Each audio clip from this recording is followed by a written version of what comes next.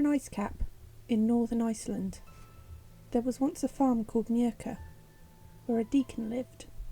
Whilst we do not know the deacon's name, we know that he was engaged to a woman named Gudrun, a servant at a vicarage on the other side of the river Horga. The deacon had a grey horse with a thick mane by the name of Faxi, who he rode wherever he went. Around mid-December, shortly before Christmas, the deacon visited Gudrun at the vicarage, riding across the ice of the river to see her. The purpose of his visit was to invite her to Mjölkr for Christmas Eve, where he was planning a party. Gudrun happily accepted this invitation.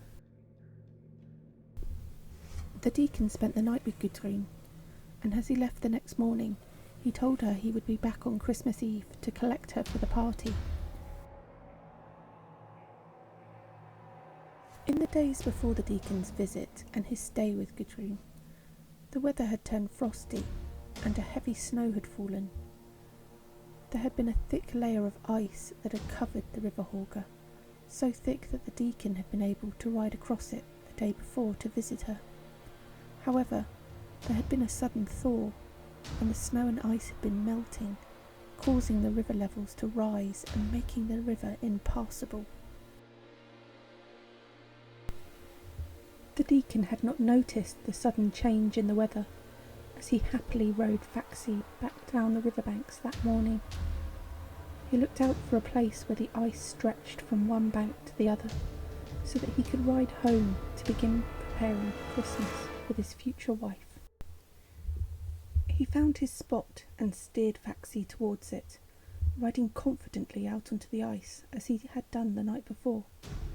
The ice held until he was right in the middle, and with a large crack the ice split apart under Faxi, causing them to plummet into the freezing waters below.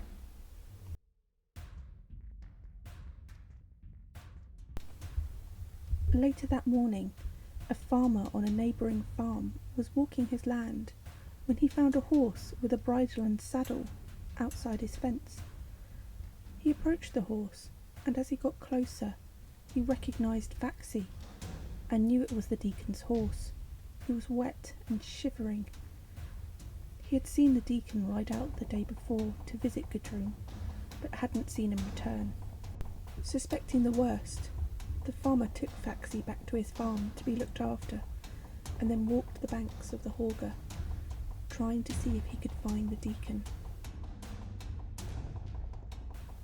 He walked for an hour along the frozen bank, before coming across a dark silhouette in the snow. He made for it quickly, turning the man over to find that the deacon had washed up on the shore. It was obvious as soon as the farmer saw him that the deacon had died. The farmer made the sad journey to Mjölkr to deliver the tragic news and to bring Faxi home. The men of the farm went to collect the body from the riverbank and noticed that the back of the deacon's head had been severely wounded. It looked as if he hit it on the cracking ice as he fell into the river. The deacon was buried at Mjölkr the week before Christmas.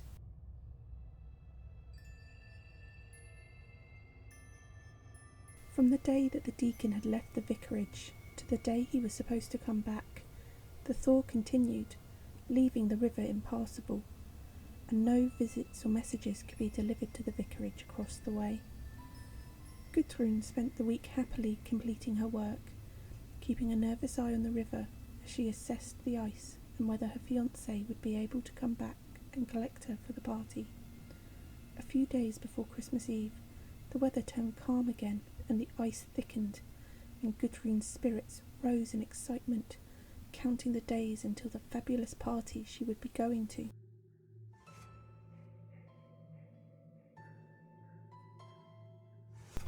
Finally, it was the afternoon of Christmas Eve, and Gudrun was in the middle of getting ready for her trip when there was a knock on the door.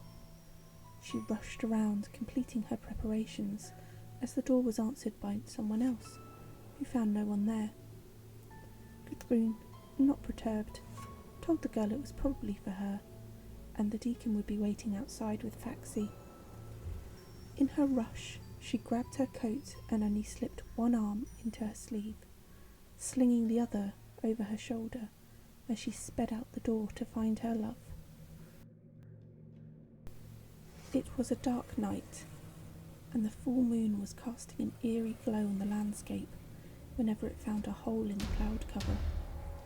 Gudrun quickly spotted Faxi at the front of the house, with a man standing next to the horse, who she took to be the deacon. He seemed as rushed as her as he helped her onto the horse, climbing up in front of her, neither speaking as he pointed the horse out of the yard and towards Mirka.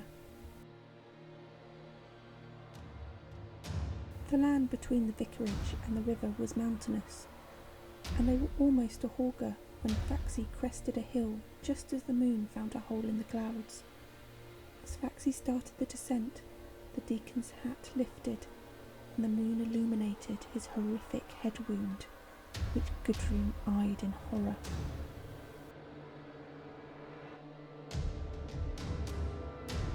As she was staring at the sight, the deacon broke his silence.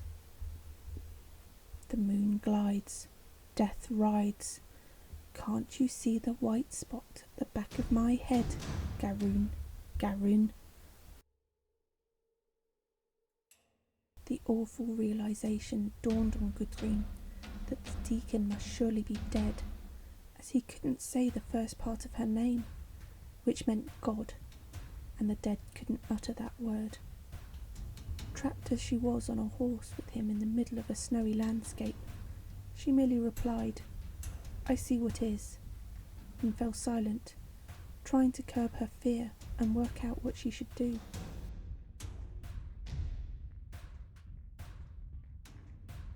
When they arrived at Mirka, the deacon stopped outside the graveyard and helped Gudrun dismount.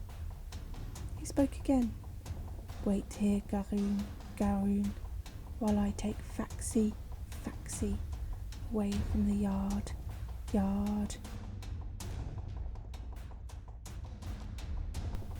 The deacon left with the horse, leaving a terrified Gudrun to stare around the graveyard, trying to find something to help her. She spotted an open grave, and a fresh wave of terror overcame her. In her panic, she ran for the church and grasped at the bell cord, trying to signal for help. Just as her fingers closed over the rope, she was grabbed from behind. The deacon was trying to drag her to the open grave.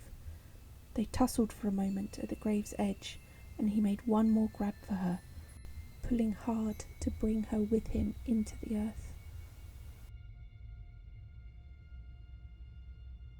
It just so happened that his fingers found the sleeve she had slung over her shoulder in her haste to leave the vicarage.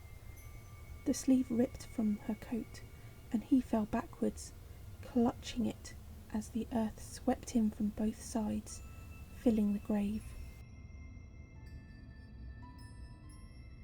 Gudrun did the only thing she could think of, to run back to the church and ring the bell again and again. The people of Mirka came running, stunned to see the woman in the churchyard. They took her inside and told her the tragic news of what happened to her fiancé, and it was decided that she would stay at the farm that night.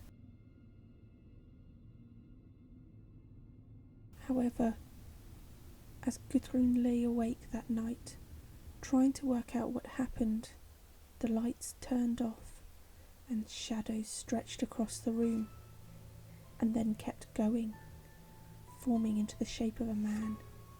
She watched in horror as the form of the deacon came to light in the middle of her room and started walking slowly towards her.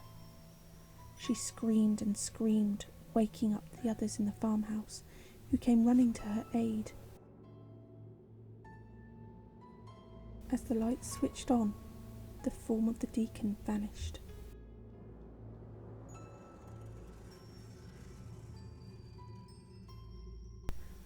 It wasn't the last time she would see him. Night after night, as the lights went out, the ghost would come again to torment her. She couldn't be left alone at night, sharing a bed with another woman, just to allow her some rest.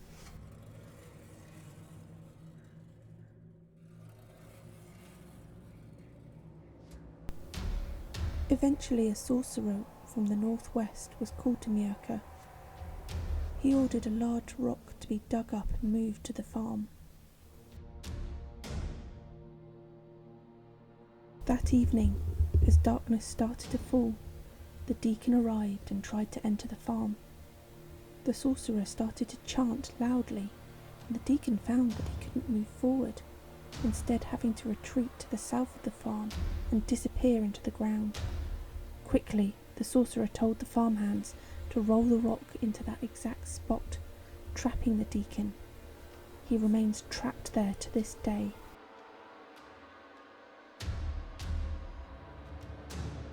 Gudrun was never visited again, and Mjölkr had no more hauntings. Eventually, Gudrun moved back to the vicarage and carried on with her life, but she never fully recovered.